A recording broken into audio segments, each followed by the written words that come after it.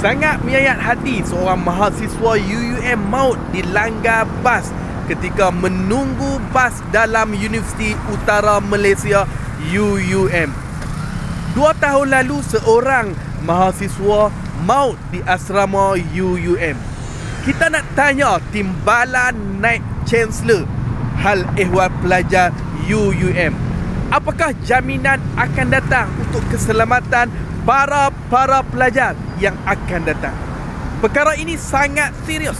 Yang Amat Berhormat Datuk Seri Anwar Ibrahim kena teliti perkara ini dalam-dalam. Kena lihat dalam UUM sama.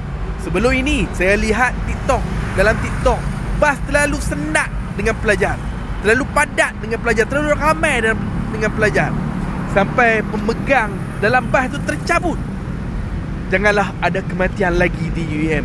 Kita mohon Kerajaan Malaysia Madani hari ini ambil berat hal-hal ini.